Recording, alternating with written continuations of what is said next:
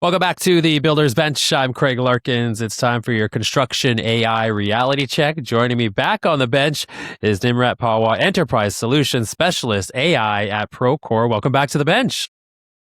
Thank you, Craig. So in the last episode, of course. In the last episode, Nimrat, episode 35 exactly, we talked about what AI actually means for construction, cut through some of the hype, talked about figuring out the why before embracing the world of AI, finding your northern star and kind of following that. Today, we're going to fast forward to the future to explore where construction could be headed if technology continues to evolve in the way it has today. Let's set the scene. So it's 7 a.m., Tuesday in 2030. Project manager walks into the office, logs in from the field. Walk us through a day, set the stage. What's the first thing they see? What's different from today's kind of setup? I've always tried to envision what that day would look like because I know from my days what that days used to look like. Yeah. So I remember days when you are supposed to come to the office and the first thing that you do is you open RFIs, submittals, reports, dashboards, budgets, financial analysis, and then try to figure out what matters to you the most. And then spend the next 2 or 3 hours trying to gauge that if this matters to me, what should I be doing? Who should I be calling? Who should I be emailing to get things right? So that there is no critical cost or schedule impact by the end of it. I envision 2030 looking so much more different for a project manager. I believe they're going to be grabbing a cup of coffee, logging in, and just walking to their desk with an AI verbally walking them through what needs their attention that day. Did you say verbally? Yeah. Okay. It's going to be a verbal communication. It could be on a phone or a headset where the AI is just going ahead and telling them that, you know what, this is what matters to you today. So instead of going to a screen and logging in, the PM is just hearing it from an AI and basically making decisions as to what needs to be done and what needs to be put on a burner, depending upon what their reasoning capabilities are. So what I believe is that today's PM spends a significant amount of time doing that synthesis manually.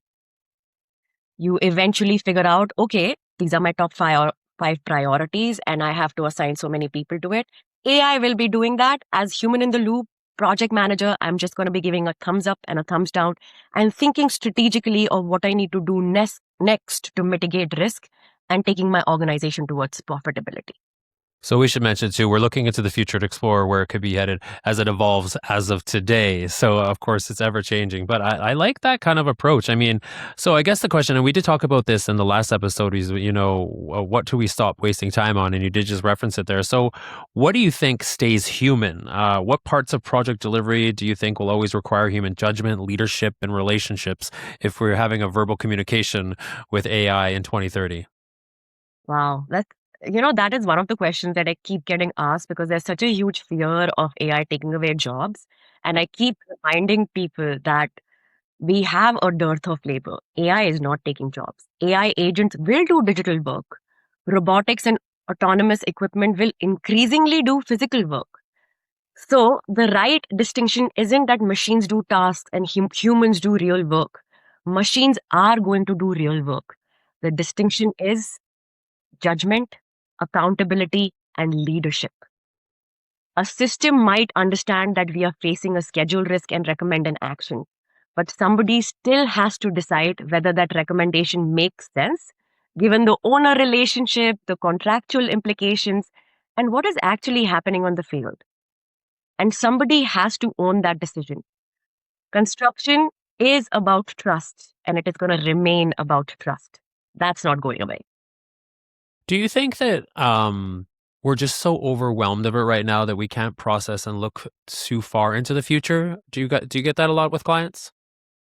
Yes. And fortunately, I like to educate myself on what are the new reports that are coming in. And there was a recent report that came out with the Canadian Construction Association, which clearly says that as of now, once they did a survey, they realized only 9% construction organizations are currently using AI. 9%. So when we look at that, that's correct. 9%. Yeah. So what that means is that 2030 is not that far away. It's 3.5 years from now. So when we talk about construction associations who are like, oh, we need to get on that AI journey right now, I ask them one question. there is a meme about it. Say, what do you want? We want AI. Do you know what you want? No, we want AI. Have you taken care of your data? No, we want AI. Do you know what intelligence looks like? No, we just want AI. That's what the sentiment in the market is right now. But reports say that only 9% are using it because step one to using AI is first getting your own house in order. So get your own house in order first, and then narrow your scope down and understand two or three important workflows, which are biggest pain points or value drivers, and then apply AI on top of that. So you're not missing out. You are still way ahead.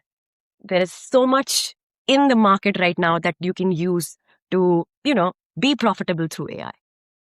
And you can take baby steps, right? I mean, you don't have to jump right in. Like, I like what you said last time was find that Northern Star. Mm-hmm. Absolutely. So aside from showing up with your morning coffee and having a conversation with AI in 2030, what do you think the biggest surprise the construction? Sorry, let me rephrase that. What do you think will surprise the construction industry the most in 2030, besides the communication component? Yeah, I think the biggest surprise may be that most valuable AI on a construction project won't look like AI anymore. And I say that because we have examples.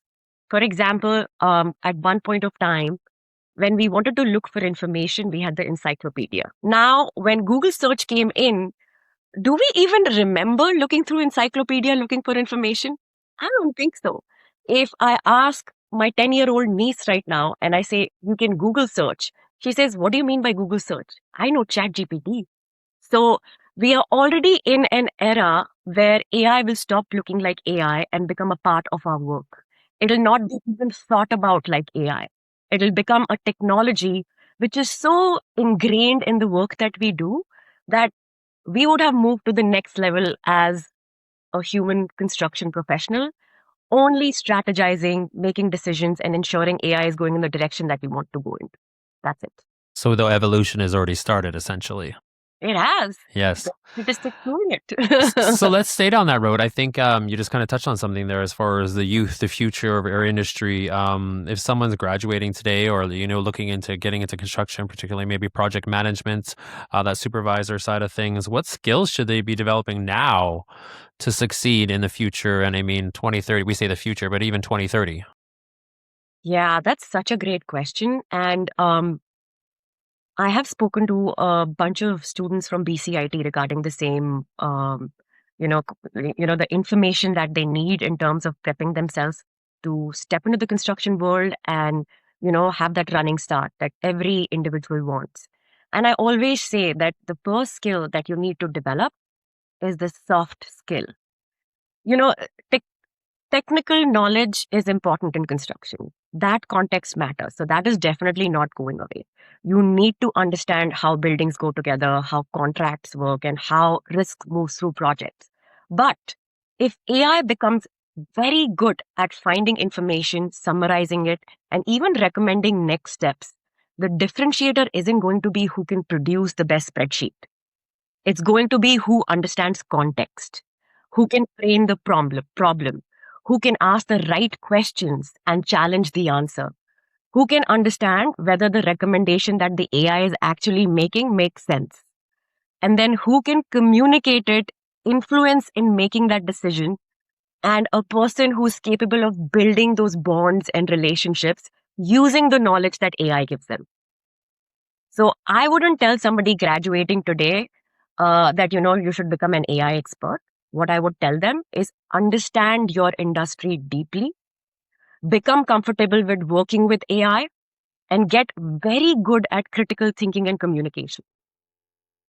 It's interesting because we often talk about collaboration in the industry, and it's a word, it's a buzzword, I would say, particularly this year. So it's almost like you're speaking to that kind of that realm of collaborating with AI and your current job, and just knowing your job and understanding how industry works, in particular on the job site and such. So that's so interesting. I mean, So we have a lot of small businesses that are members of the VRCA. Where do you, aside from having your Northern Star, and if we're looking at 2030, what do they need to start prepping for? And like, how do they start kind of being prepared for the moment of, I don't know what to call it, the big shift when it all just kind of falls into place? Yeah, I think that's a great question. And we have to start thinking of collaboration and teamwork differently for it to fall into place. 2030 would redefine how project teams actually collaborate and communicate.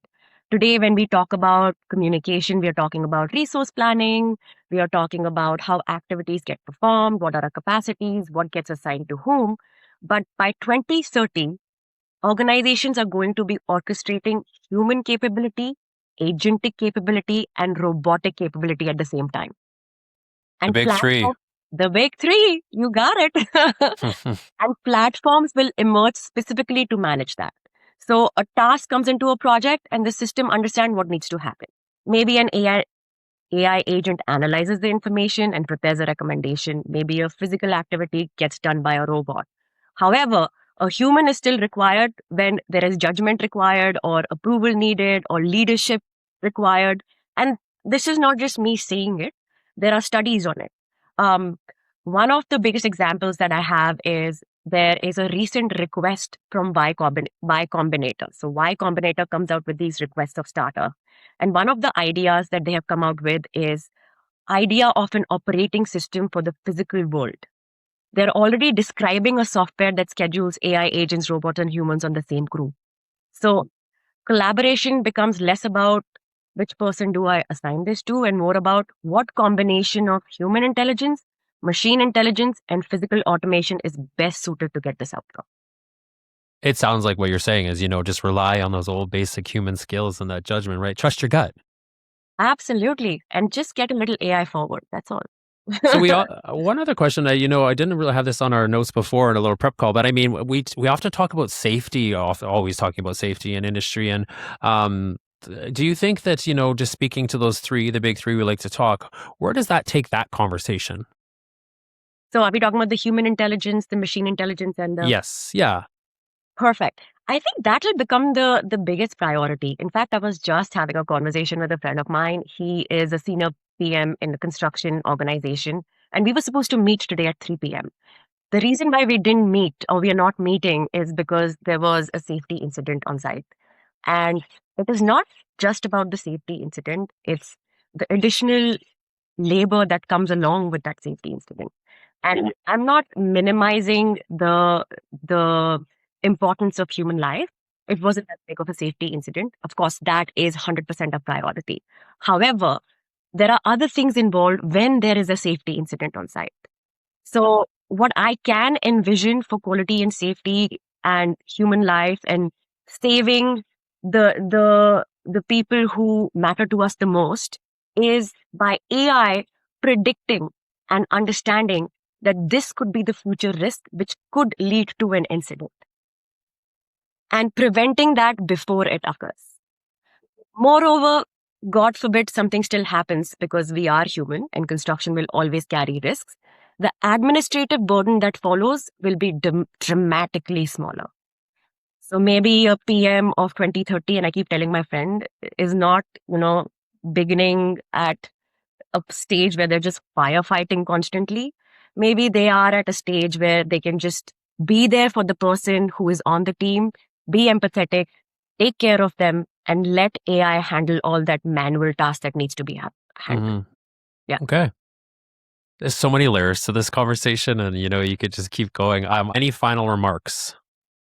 I always say that in the world that we live in, the future belongs to the people with deep industry knowledge, a flexible mindset, and the willingness to use technology to make lives of the people doing the work better. And if we go in utilizing AI to do just exactly what I've mentioned, the future is going to be bright for construction. Let's end on that note. That is so positive, Nimrat. Nimrat is an enterprise solutions specialist, AI at Procore. Thank you so much for joining us on the bench. We will be back, of course.